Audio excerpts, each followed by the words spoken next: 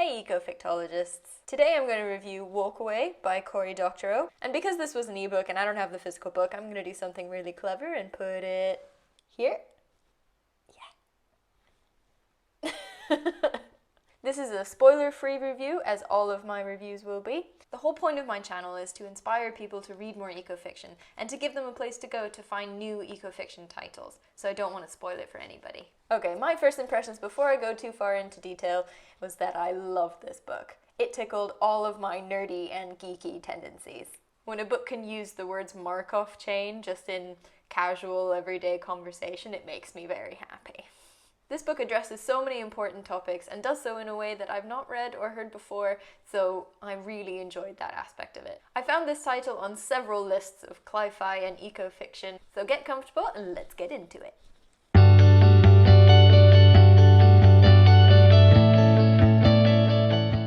A quick summary of the book without giving too much away: it's an adult sci-fi dystopian, although you could argue that it's utopian.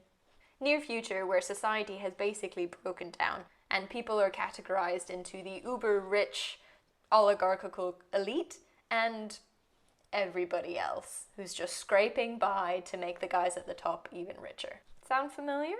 And what to do in this situation? Walk away.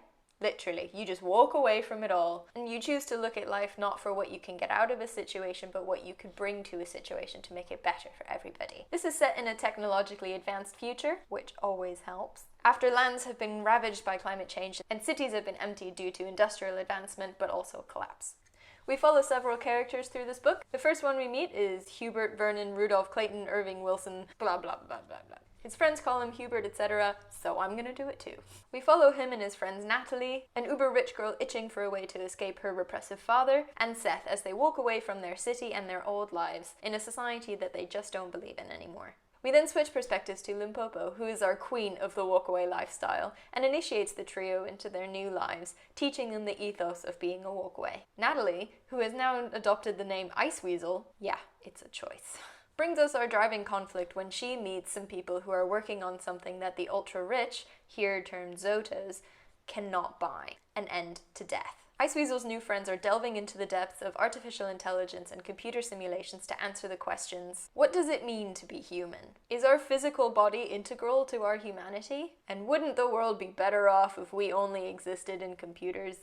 There are a couple big important topics that are addressed by this book. First of all, there's a massive focus on the lengths that the Zotas will go to protect their social standing and keep society the way it is. After all, it is working very well for them. We see this portrayed most prominently in Natalie's father, who goes to great lengths to defend his turf, and is a prominent menace throughout the book and acts as the antagonist, as the manifestation of these societal norms. Something else that's discussed is this idea of what we could accomplish if we only worked on what we were really passionate about. And if that was enough, then the competition that drives our high-powered, low self-esteem society would have no place in it, almost adopting a selfish lifestyle. There's also a focus on positive body image and self-acceptance whenever the characters step into these communal baths that they have, and I thought that was really nice to see in a book. Getting over this shame that we feel about our bodies that come in all kinds of shapes and sizes. Something else I will say, because sometimes I do think it needs to be pointed out, is that this book contains some of the most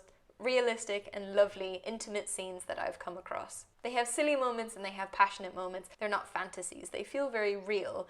And they occur between all different kinds of partners. There's a man with a woman, there's a woman with a woman, and there's a man with a transgender woman. Love is represented between all different kinds of people, and I want to applaud Cory Doctorow on that. Cory Doctorow's writing style, much like his speaking style if you watch him in any YouTube videos, is very technical, and if you're not used to hearing this kind of language, it's very dense. You're constantly being bombarded with strange words that you would never normally hear in colloquial everyday language. However, it's so ingrained in the way that people speak in this near future that it almost feels natural when you're reading it in some kind of strange way. Not gonna lie, I love me some geek speak, but this was pretty heavy. But I don't think he expects readers to understand 100% of what the characters are saying. And I don't really think that's the point. At least I hope not, because most of it just went straight over my head. But you get the concept, and that's the important thing. And it adds massively to the world building and characterization that he brings into this sci-fi book. because it gives his characters this really cool, techie, geeky toolbox of language to explore these topics that are relevant now and that we're not really talking about enough. I will say, if you're someone who likes really fast-paced books, this one might try your patience a little bit. There are lengthy sections of pure conversation where Cory Doctorow lets you delve into these kinds of topics in a very in-depth way. But I got so sucked in just by the fact that no one I know speaks like this in a normal everyday life, and I was fascinated to read what comes out of a mind that can formulate sentences like this.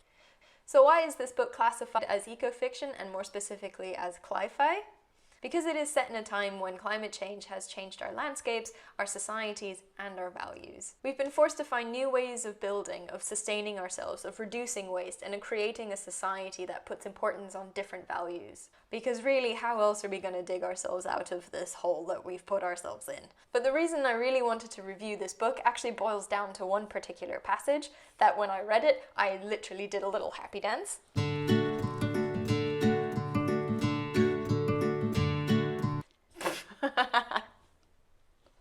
Oh god, that's my happy dance.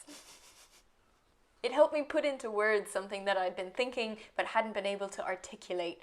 So I just want to read you this passage real quick. It's very short. I'm going to read it on my Kindle. For hundreds of years, people have been trying to get everyone to live gently on the land, but their whole pitch was, hold still and try not to breathe. It was all hair shirt and no glory in nature's beauty. The environmental prescription has been to act as much as possible like you were already dead. Don't reproduce, don't consume, don't trample the earth or you'll compress the dirt and kill the plants. Every exhalation poisons the atmosphere with CO2. Is it any wonder we haven't gotten there? We know there's truth in it. It's all around us. You can only act like the planet is infinite, like wishful thinking trumps physics, for so long. Cory Doctorow. You and I, same wavelength, buddy. What we really need, and what I think is something precious that we've lost, is a little bit more wonder and glory in nature's beauty, like he says. The want to protect it is gone from so much of society because we often live so removed from it. Now more than ever, so much of our social interaction happens with our face down in our smartphones. Consumerism is at an all-time high, and we value convenience over conservation. We gotta change that around.